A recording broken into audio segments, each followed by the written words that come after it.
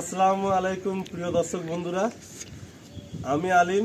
প্রত্যেকবারের মতো আরও একটা নতুন ভিডিওতে আপনাদের সবাইকে ওয়েলকাম। আজকে একটা নতুন লফটে এসেছি, একদম নতুন একটা লোকেশান। আর আসা মাত্রই আমার এতটাই ভালো লাগছে যে আজকে আমি আরও একটা সুযোগ পেয়েছি যে আপনাদের সামনে কিছু পুরাতন নেশালে কিছু পিওর পায়রা আমি দেখাতে পারবো। তো এটা কোন লোকেশানে আমি দাঁড়িয়ে আছি, কার লফটে দাঁড়িয়ে আছি, আজকে কি পায়রা শখ হবে আর কিছু ইতিহাস আমরা জেনে নেব। যেহেতু আমি প্রথমবার এই লফট ভিজিট করছি, এর আগে আমার শ্রদ্ধেয় দাদা সুকমল দা এই লফট ভিজিট করেছেন ঝন্টু স্যারের উপস্থিতিতে, তখন কিছু পায়রা শখ হয়েছিল। তো আমার কাছে এই লফটটা একদম নতুন, আর সাথে আমার দুই দাদা রয়েছেন। তো এনাদেরই আমন্ত্রণে আজকে আমি এসেছি এখানে। আমি বেশি কথা বাড়াবো না, কারণ আমার কথা তো আপনারা প্রচুর শোনেন। আজকে আমি সরাসরি দাদাদের দিকে চলে যাব, দাদাদের কাছ থেকে এই লফটের কিছু বিবরণ আপনাদের সামনে তুলে ধরবো। সকলকে রিকোয়েস্ট করব, স্কিপ কেউ করবেন না। এই ইন্ট্রোডাকশান পার্টটা আপনারা অনেকেই মিস করেন, বাট এর পরক্ষণেই আপনারা সেই লফট সম্বন্ধে তার অ্যাড্রেস, তার নাম্বার, তার সমস্ত কিছু জানার জন্য আপনারা কমেন্ট করেন। তো আমি প্রত্যেকেরই রিকোয়েস্ট করব যে কেউ স্কিপ করবেন না, এই পার্টটাও সম্পূর্ণ দেখবেন।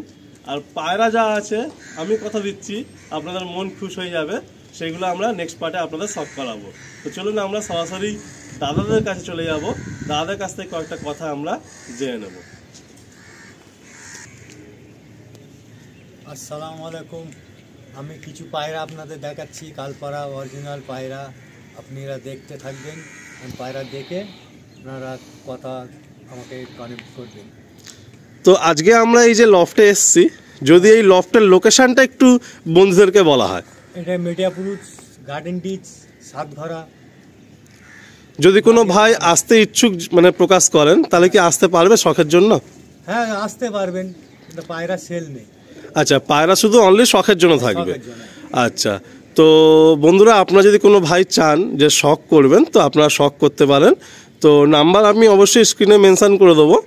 আর এই জায়গার প্রপার লোকেশানটা একটু আমি বলে দিচ্ছি। একদম যে 12 নম্বর বাস স্ট্যান্ড আছে, একদম 12 নম্বর বাস স্ট্যান্ডের জাস্ট নিয়ার। তো যদি পাশাপাশি পুলিশ স্টেশন বলেন তাহলে Nadial police station, Nadial police station. তো আজকে মূলত আমরা কি পায়রা শখ করবো, মানে অনেক লফটে তো ম্যাড্রাসি থাকে, গিরিবাজ থাকে, অন্ধ্রা থাকে, মালবাই থাকে। তো আপনার লফটে আমরা কোন ব্রিডের পায়রা শখ করবো? 90 সাল থেকে পায়রাগুলো চলছে। আচ্ছা, তো মানে একদম পুরাতন কিছু ব্রিড আমরা দেখতে পারবো, তাই তো? মানে ম্যাড্রাসির একদম শুরু বলতে পারি।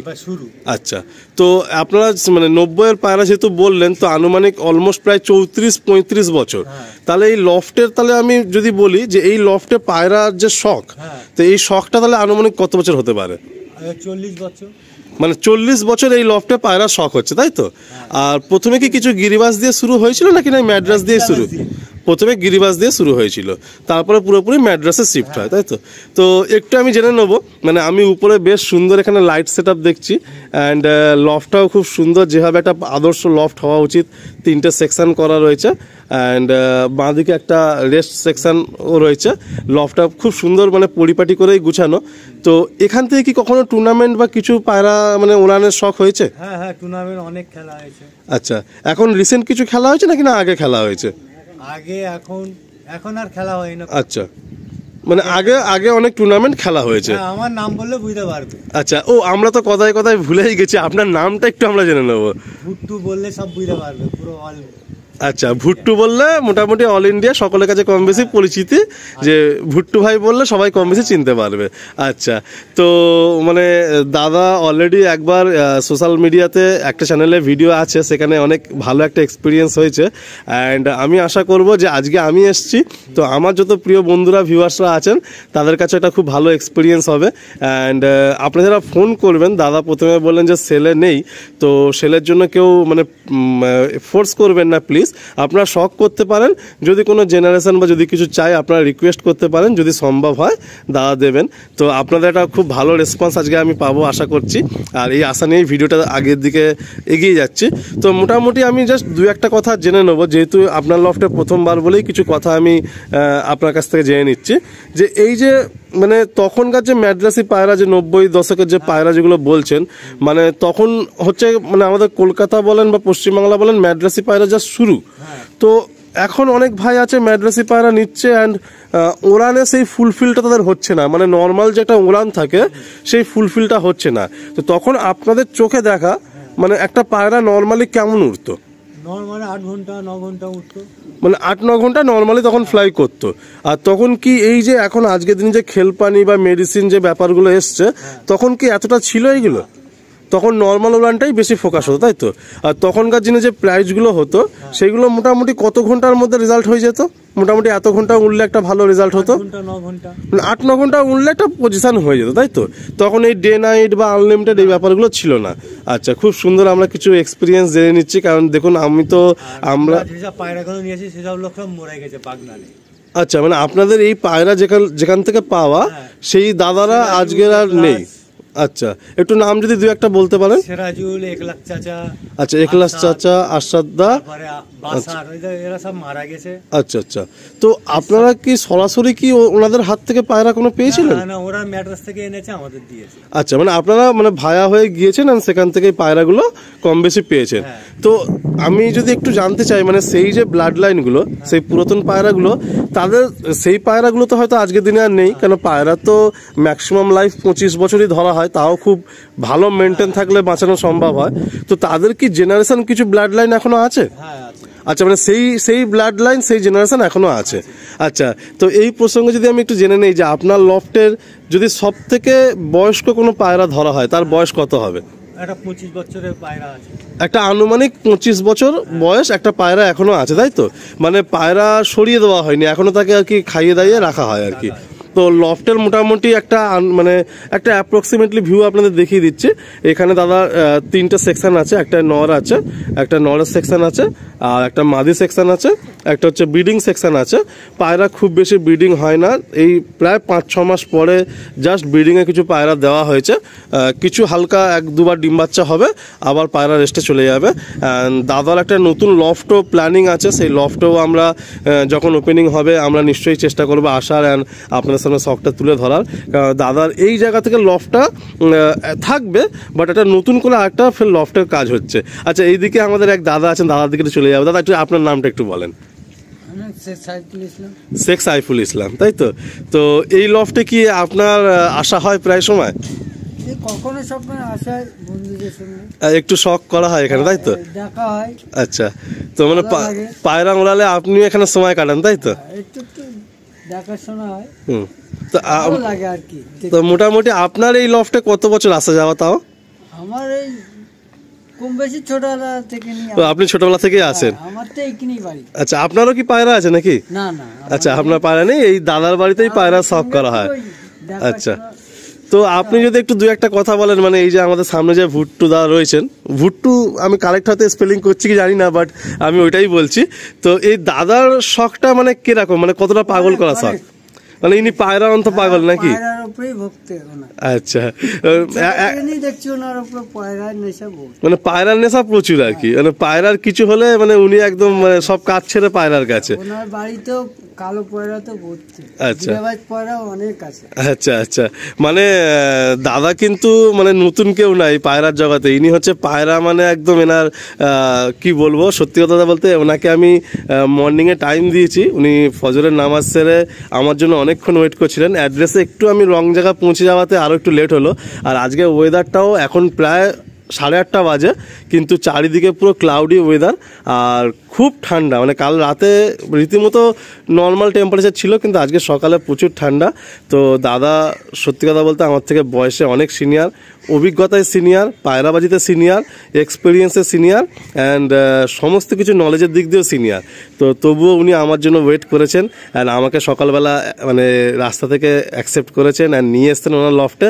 তার জন্য অসংখ্য ধন্যবাদ জানাই, কারণ দেখুন আপনারা সুযোগ দিচ্ছেন বলেই কিন্তু আমরা সুযোগ পাচ্ছি।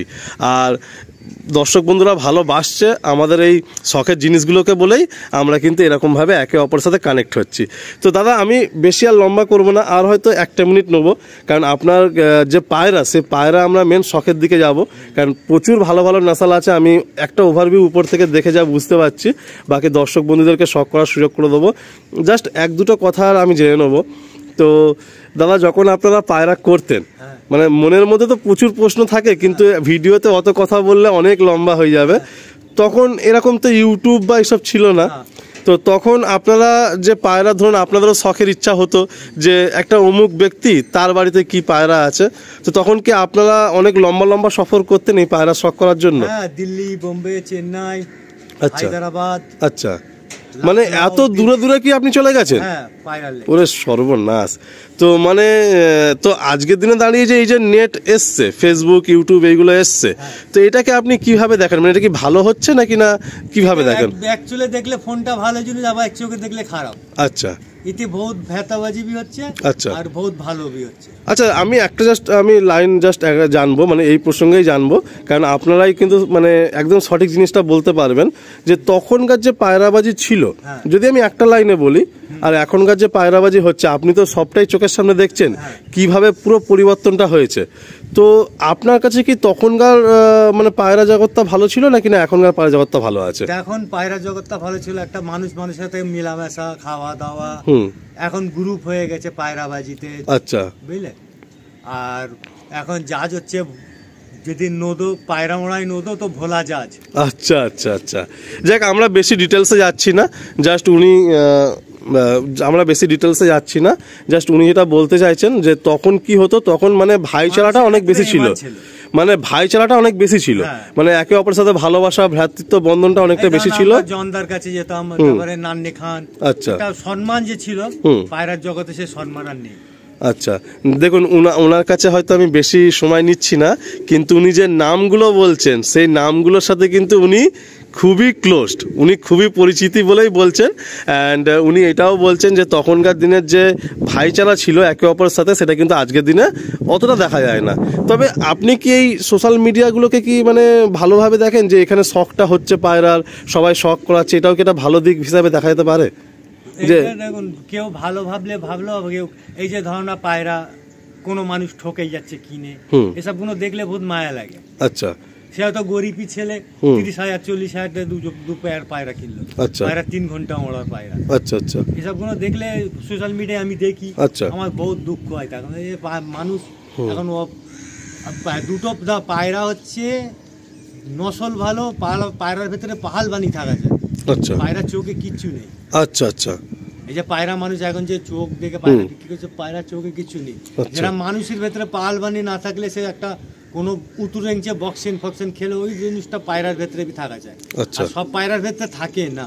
আচ্ছা, তো মানে ভালো পায়রা যদি চিনতে হয় তাহলে সেই পায়রার হচ্ছে মেন হচ্ছে তার শরীরের তাকতটা দেখতে হবে, আর তার নাসালটা দেখতে হবে। গরমে যে 12 ঘন্টা উড়বে তার তাকতটা মেন। আচ্ছা, আর নাসালটা হতে হবে। আচ্ছা, খুব একটা গুরুত্বপূর্ণ কথা আমাদের মাঝখানে দাদা শেয়ার করলেন।